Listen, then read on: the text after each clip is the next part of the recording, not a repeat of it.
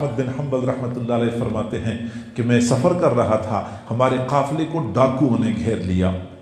اب ڈاکوؤں نے ہم سے سارے پیسے چھین لیے۔ پھر میں نے دیکھا نماز کا وقت ہو گیا تو ایک ڈاکو نماز پڑھنے لگا۔ میں نے اس سے کہا کہ اللہ کی بندی، ادھر ڈاکے ڈالتے ہو ادھر نماز پڑھتے ہو؟ تو اس نے کہا کہ ڈاکہ ڈالنا میری مجبوری ہے، اور نماز اس لیے پڑھتا ہوں کہ اللہ کی طرف جانے والے سارے راستے میں بند نہیں کرتا، یہ ایک راستہ میں نے کھلا چھوڑا ہوا ہے، یہ ایک راستہ میں نے کھلا چھوڑا ہوا ہے۔ کسی بھی وقت اگر اللہ کی طرف جانا پڑے تو پھر میرے لیے جانا دشوار نہ ہو، یہ راستہ میرے لیے کھلا ہو۔ امام احمد بن حنبل رحمۃ اللہ علیہ فرماتے ہیں کہ پھر میں نے چند سالوں کے بعد حج کے دوران اسی ڈاکو کو دیکھا جس نے بیت اللہ کا غلاف پکڑا ہوا تھا، بچوں کی طرف بلک بلک کے رو رہا تھا۔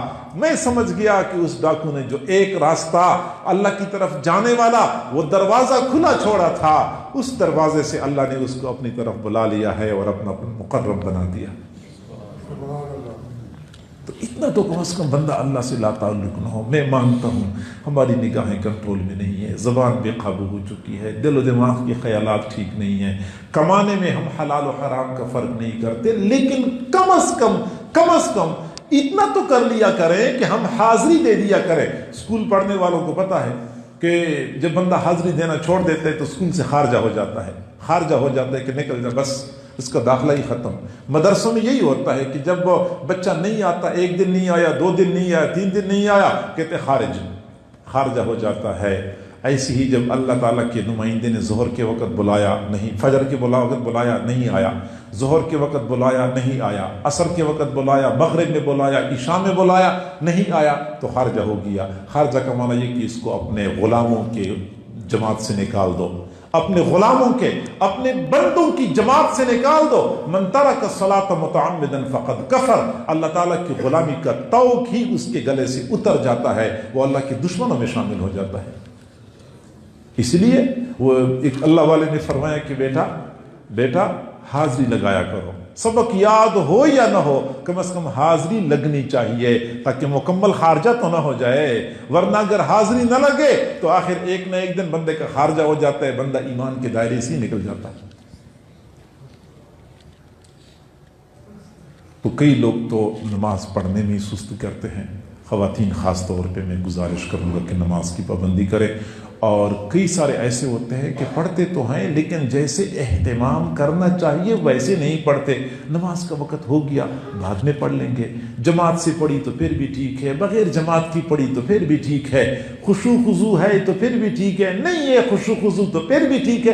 گویا کہ ایک بوجھ سمجھ کے پڑھتے ہیں، جس طرح ایک ملازم ہوتا ہے، اس نے ڈیوٹی پوری کرنی ہوتی ہے، ہم نے وہ ڈیوٹی پوری کرنی ہے، ہم پڑھتے ہیں۔ یقیناً اس طرح بندے کا ذمہ تو فارغ ہو جاتا ہے، لیکن نماز کے جو ثمرات ہیں، نماز کے جو اصل اثرات ہیں جو بندے کو حاصل ہوتے ہیں، وہ ایسی نمازوں پہ حاصل نہیں ہوتے۔ ایک تو جماعت کا اہتمام کرے میرے بھائیو۔ کئی مرتبہ ایسا ہوتا ہے کہ بندہ کسی کام میں لگا ہوا ہوتا ہے، کہتا ہے بس یہ کام مکمل کرتا ہوں پھر نماز پڑھتا ہوں، حالانکہ وہ کام جب مکمل کرتا ہے جماعت نکل چکی ہوتی ہے، پھر کیا ہوتا ہے کام مکمل ہو گیا لیکن اللہ اس کے بدلے کوئی اور کام نکال دیتا ہے، پھر وہ مکمل کرتا ہے تو کوئی اور کام، اس کے کام ہی ختم نہیں ہوتے، اللہ برکت ہی زندگی سے نکال دیتا ہے۔ اور جو بندہ عزم کر لے کہ نہیں سب سے پہلے نماز، آپ لوگوں نے دیکھا ہوگا عرب لوگ، خاص طور پہ سعودی عرب کے لوگوں کو تو ہم نے دیکھا کہ بیچارے اللہ سے دور یا دنیا داری میں یا جو بھی ہیں، لیکن ان کے اندر یہ خوبی میں نے دیکھی ہے، ڈرائیوروں کو دیکھا ہے، جب سفر کر رہے ہوتے ہیں جو ہی نماز کا ٹائم داخل ہوتا ہے کہتے ہیں الصلاۃ اولا، سب سے پہلے نماز، بس نماز کا وقت ہو گیا تو کوئی اور کام نہیں ہے، نماز۔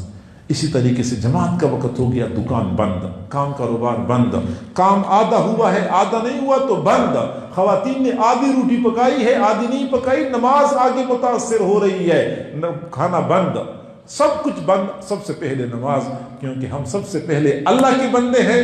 پھر خاتون کہے کہ میں سب سے پہلے اللہ کی بندی ہوں، پھر اپنے خاوند کی بیوی ہوں، پھر ساس کی بہو ہوں، پھر اپنے بچوں کی ماں ہوں، لیکن میرا اور میرے اللہ کا تعلق سب سے پہلے ہے۔ اسی طریقے سے بندہ بھی یہ کہہ دے کہ میں اپنے بچوں کا باپ تو ہوں، کمانا میرا فرض تو ہے، لیکن سب سے پہلے تو میں اللہ کا بندہ ہوں، اور اللہ کے جو میرے اوپر فرائض ہیں وہ سب سے پہلے میں نے ادا کرنے ہیں۔ اس طریقے سے ہم نماز پڑھیں، باجماعت پڑھا کریں، बाजमात पढ़ा करे और इंतज़ार में हो। जैसे कि हदीस शरीफ में आता है कि क़ियामत के दिन जो 7 बंदों को अर्श के नीचे साया मिलेगा, उनमें से एक बंदा वो भी होगा, वरजुलुन क़ल्बुहु मुअल्लकुम बिल मस्जिद, उसका दिल मस्जिद के साथ अटका हुआ हो।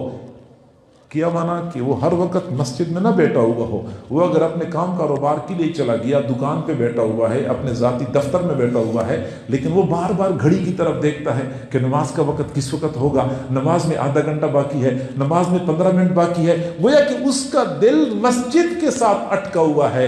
ऐसे बंदे को अल्लाह ताला क़ियामत के दिन अर्श के नीचे साया अता फरमाएंगे। तो नमाज का एहतमाम करे, बाजमात पढ़ा करे, वक़्त पे पढ़ा करे। अल्लाह ताला हम सबको समझने और अमल करने की तौफीक अता फरमाए। व आखिर दावाना अनिल हम्दुलिल्लाहि रब्बिल आलमीन।